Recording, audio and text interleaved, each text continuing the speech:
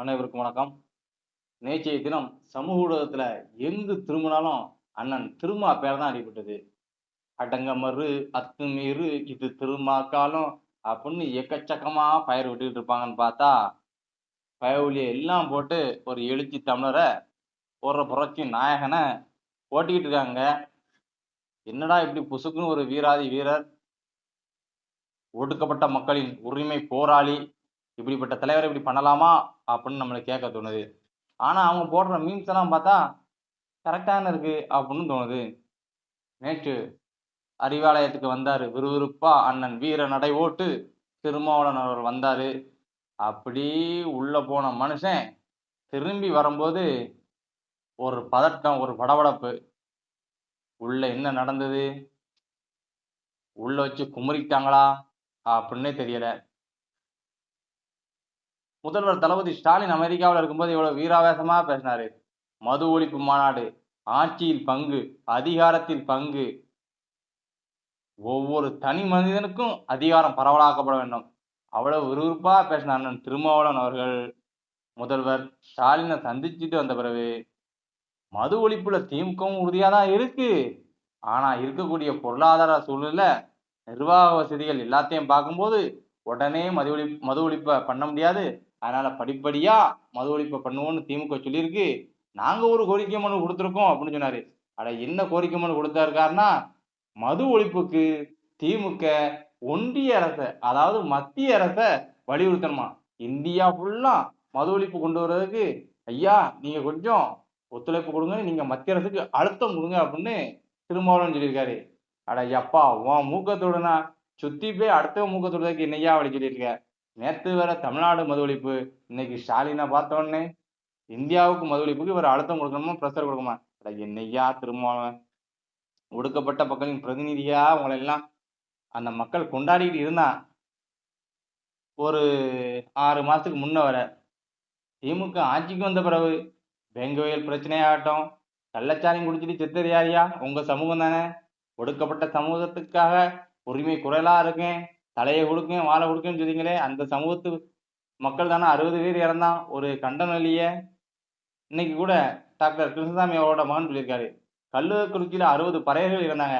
அப்பமெல்லாம் கண்டனம் தெரிவிக்காத குரூப்பு இன்னைக்கு அருந்ததியர் உள் ஒதுக்கீடுல பறையர் சமுதாயம் பாதிக்கப்படுவது வெளியே தெரிஞ்சிடக்கூடாதுன்னு நாடகம் ஆடுதாங்க அப்படின்னு சொல்லி கண்டனம் தெரிவிச்சிருக்காரு. இவ்வளவு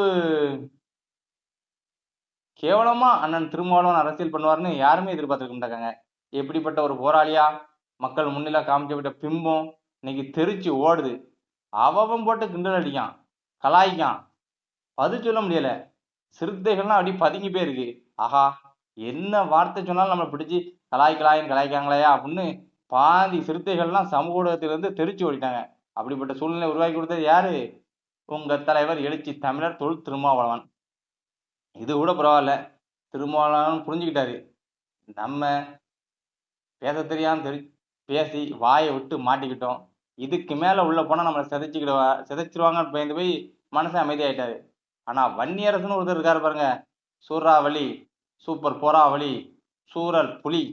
அந்த புலி சும்மா இருக்காம அவர் ஏதாவது திருமாவளவன் ட்வீட் போட்டதை எடுத்து ரீட்வீட் பண்ணி மொத்தத்துக்கு வன்னியரசு தான் அடிபடுறாருன்னு பார்த்தா திருமாவளவன் சேர்த்து அடிபட வச்சிருக்காரு. இப்படிப்பட்ட சூழ்நிலை தான் போய்கிட்டு இருக்கு. ஆகப்பட்டோம் திருமாவளவன் ராமாவளவன் ஆயிட்டாருன்னா தோணக்கூடிய அளவுல இருக்கு.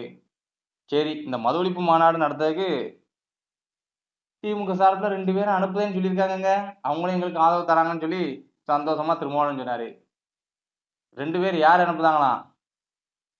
அறிவாலயம் அலுவலகத்துல எதுவும் வேலையே இல்லாம ஒரு டேபிள் போட்டு உட்கார்ந்துருக்க RS பாரதி, எந்தவித செய்தி தொடர்புலயே இல்லாத செய்தி தொடர்பாளர் TK இளங்கோவன், இவங்க 2 பேரும் போய் ஆத்துன்னு ஆத்துங்கப்பா அப்படின்னு சொல்லி அவங்க 2 பேரும் அனுப்பியிருக்காங்க.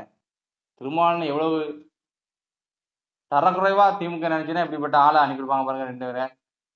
கடந்த 6 மாதத்துக்கு முன்னாடி கொங்கு இளைஞர் கட்சி ஏதோ ஒரு கட்சி, அந்த கட்சி பேருன்னு தெரியல, தலைவர் அப்படி யோகி பாபு மாதிரி ஒருத்தர் இருந்தாப்புல, அவர் ஒரு மாநாடு போட்டாரு. அந்த மாநாடுக்கு யார் தெரியுமா போயிருந்தா?